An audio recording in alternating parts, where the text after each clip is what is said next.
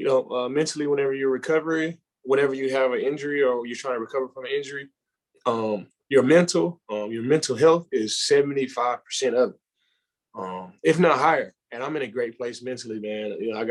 I got one son. He's 16 months. I got another son on the way. He'll be here in February. Um, but the organization, the team that I work for is damn good. I just choose to look at the bright things and like the positive things in my life. I'm so blessed. And then plus I'll be here. I got multiple shots at this thing. I'm supposed to be here for 6 years. So I got multiple shots at it. So I'm not down at all, man. And I'm excited for the opportunity to go through rehab and really just show my teammates how dope I am. Like how could I had this injury and bounce back from it the way I do. So just another opportunity to prove to my guys, and their opinion matters most to me. I love it. I love it. I feel so many guys, it's if I'm not on the field, I'm not, making an impact, or I'm not relevant, or I'm not, a lot of those things. And just hearing your attitude and the positivity is just like, I feel just such a breath of fresh air. Like, where's that kind of come from for you? In terms of just like having that appreciation. And like you said, you have one kid, another one on the way, and just, the injury can be such a negative thing for so many people, but for you, it doesn't sound that at all. Yeah, honestly, it took work. It took work to get here. I mean, I think naturally you see naturally we're humans. Like we see the reality. We see the facts. We see we're in the present. We know what's going on. Like and that's true. Like I did get hurt. I did get injured. Like that's the reality. That's the facts. But I feel like your attitude is honestly more important than the facts. The facts are gonna be the facts, but your your mentality and your attitude going about it, that could be the game changer. And it wasn't always like that for me. I worked with a guy named Trevor Mowad. Rest in peace. He was a great mental coach. He worked with a lot of guys around the league and in sports and high performance sports. And after a season in 2019 that I didn't feel like was up to my standards, he definitely I started working with him, and he definitely changed my perspective. And it just takes work. It takes constant work, and honestly, it's a choice too. As human beings, we have choices. And I just choose to be happy. I just choose to be positive. I choose to look at the positive perspectives in my life. You can easily go the other way, but that's not going to help anybody. I want to be the best person I can be for this team, for my teammates, for this organization, for my kids, for my family. And me really getting in the ball of self-pity wouldn't help any of that. So I just choose to be positive. I just choose to live in this perspective. Yeah, no, I can relate to that. I started doing a gratitude journal a couple of years ago, just every night before bed, just writing one thing I'm thankful for. Because like you said, there's so much that's out of our control, and how you respond is definitely the biggest thing with that. And you're obviously going to take advantage of the time off the field. I know you're going to be doing a little shadowing of the GM. I know you were just on McAfee's show talking about that. That's the aspirations in the future. So just, why is that something that you want to get into, after your playing days? I know you obviously have a lot of time left here with the Bills, and then who knows afterwards.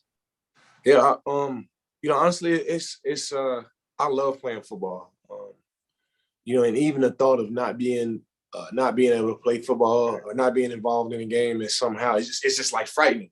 It's like I gotta live a normal life. I gotta not be involved in football.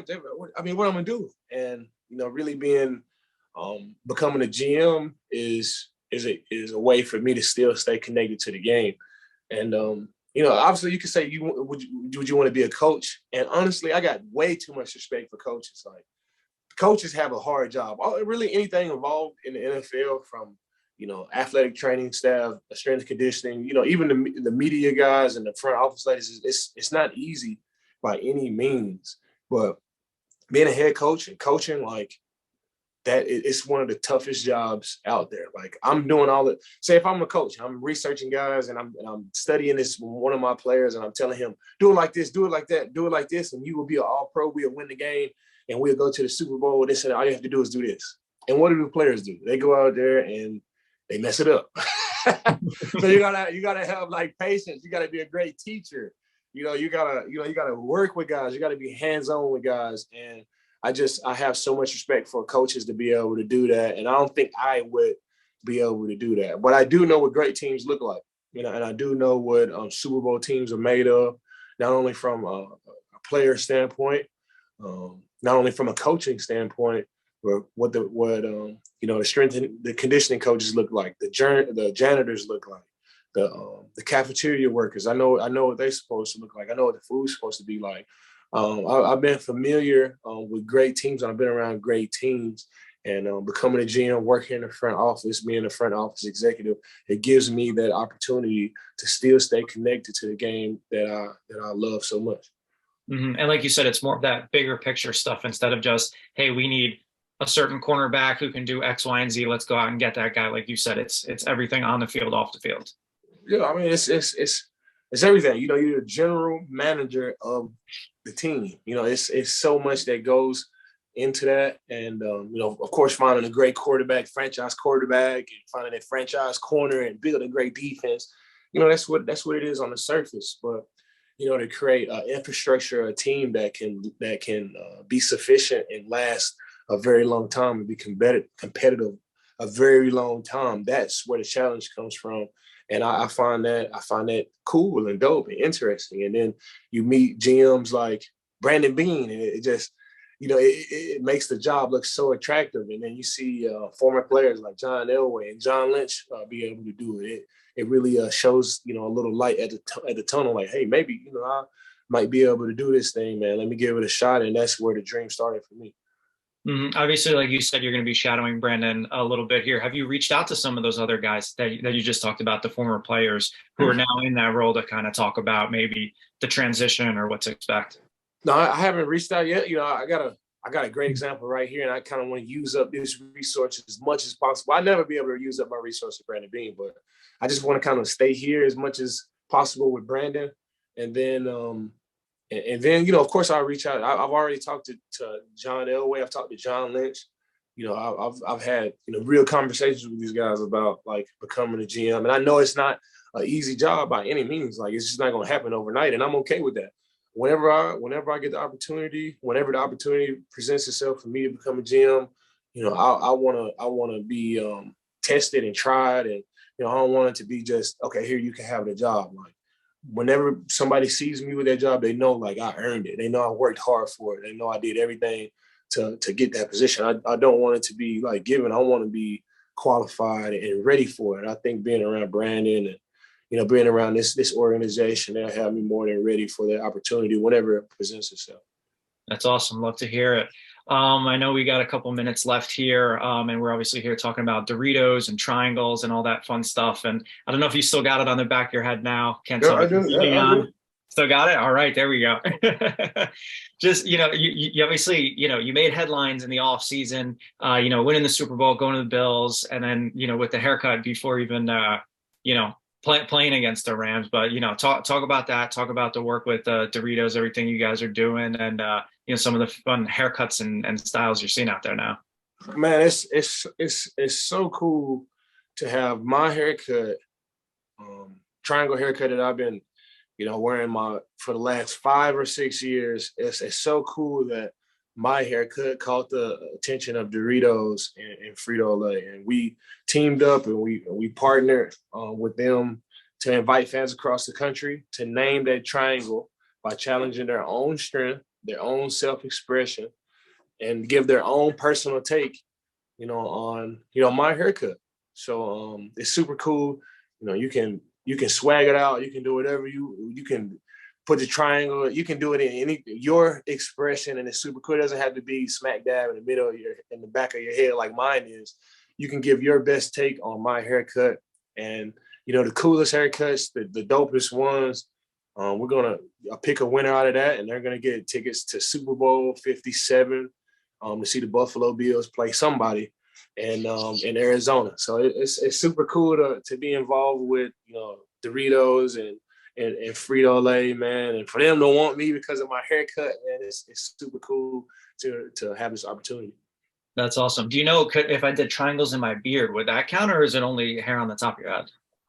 I think we had to get back to you on that, but I think it's any haircut. I think it's any haircut that has triangle, and it's just a take on my head. It doesn't. I know for sure it doesn't have to be in the back of your head for sure. I don't know if it's the beard. I think if you, I'm sure if you had all triangles, if you had a beard and you made all triangles, that would be good. That would be good. I think it's a haircut with triangles. It doesn't have to be one. Just your take and your personal expression. It has to have triangles though, and it just has to be dope, and that's all you need. Easy enough, easy enough.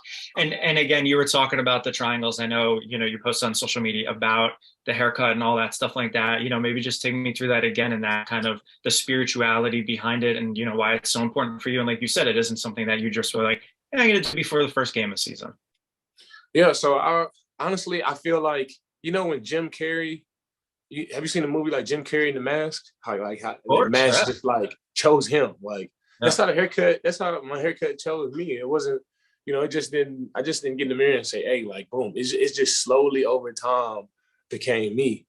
And when I started looking up, the definition of triangles and what they mean to at this point in my life, they symbolize a path to enlightenment.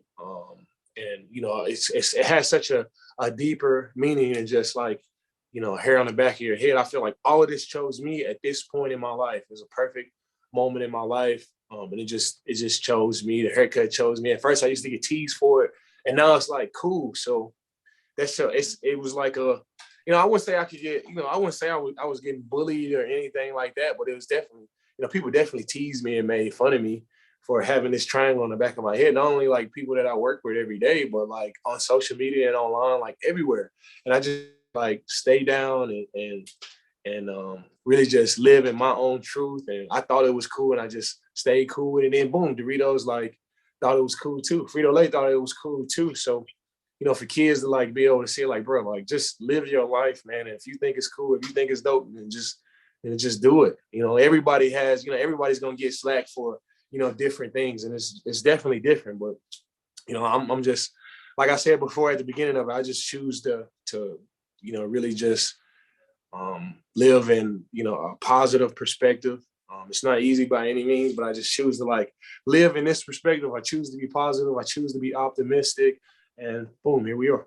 I love it. I love it. And I bet some of those people that were giving you flack are out there trying to figure out what hairstyles to do so they can try to get yeah, for sure. So clearly you guys got the last laugh, which I love. So Vaughn, I'll let you go. I know you got another one coming up here, but thank you so much for taking the time. I appreciate it. Congratulations on the new baby coming along, and hope you have a happy holiday. Thanks, pal. You too, man. Happy holidays to you as well.